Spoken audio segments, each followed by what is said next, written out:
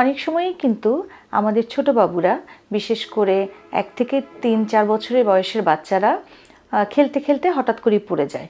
পড়ে যেয়ে এখানে সেখানে ব্যথা পায়, অনেক সময় দেখা যায় মাথায়ও ব্যথা পায়। এবং এই ব্যথা পেলে কিন্তু আমরা বাবা-মারা খুবই আতঙ্কিত হয়ে যাই, ভয় পেয়ে যাই যে মাথায় ব্যথা পেয়েছে, কোনো সমস্যা হবে কিনা। তাহলে আসুন যে এই যে মাথায় ব্যথা পায়, এইরকম যদি মাথায় ব্যথা পায় তখন আমরা তাহলে কি করব? প্রথমত কথা হচ্ছে আমাদের এই বয়সের বাবুদেরকে, যাদেরকে আমরা টডলার বলি, তাদেরকে কিন্তু অবশ্যই খুব সাবধানে চোখে চোখে রাখতে হয়। কারণ এই বয়সে কিন্তু এই যে পড়ে যে মাথায় ব্যথা পাওয়া বা হচ্ছে বিভিন্ন কিছু মুখে দিয়ে খেয়ে ফেলা, এগুলো কিন্তু খুব অহরহ ঘটে থাকে। বা বাচ্চা হয়তো বাথরুমের দরজা খোলা থাকলে বাথরুমে চলে যেতে পারে এবং যে কোনো অ্যাক্সিডেন্ট হতে পারে। সেই জন্য এই সময় কিন্তু আমাদের এই বয়সে বাচ্চাদেরকে সাবধানে রাখতে হবে এবং চোখে চোখে রাখতে হবে।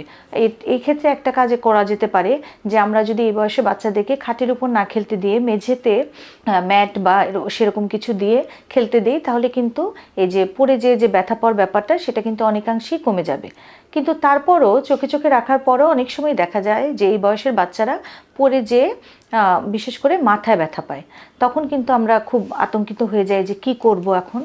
তাহলে যদি এরকম মাথায় ব্যথা পায় আপনার বাচ্চা, তাহলে আসলে আতঙ্কিত হওয়ার কিছু নেই। প্রথমেই আমাকে দেখতে হবে যে মাথার কোথায় ব্যথা পেয়েছে।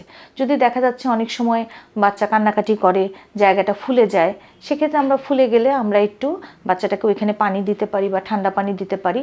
এবং যদি মনে হয় যে বাচ্চা ব্যথা জন্য কাঁদছে, তাহলে আমরা প্যারাসিটামল জাতীয় ওষুধ দিতে পারি ব্যথার জন্য।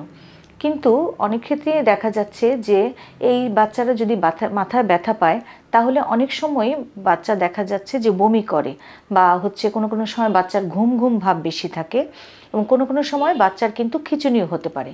এরকম যদি কোনো লক্ষণ আমরা দেখি, তাহলে কিন্তু অবশ্যই আমাদেরকে সাথে সাথে একজন শিশু চিকিৎসকের শরণাপন্ন হতে হবে এবং দেখতে হবে যে বাচ্চার কোনো সমস্যা হয়েছে কিনা।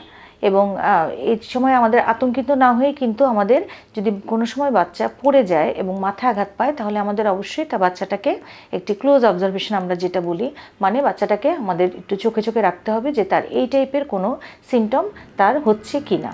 এরকম যদি কোনো সিমটম না থাকে, বাচ্চা যদি মোটামুটি হয়তো পড়ে যাওয়ার পর কিছু কান্নাকাটি করলো, তারপর দেখা গেল যে বাচ্চা মোটামুটি হাসি খুশি আছে, খাওয়া দাওয়া করছে, তাহলে কিন্তু আমাদের আতঙ্কিত হওয়ার কিছু নেই। ব্যথার জন্য আমরা বা একটু ফুলে গেলে সেটা কমানোর জন্য আমরা প্যারাসিটামল জাতীয় ওষুধ দিতে পারি।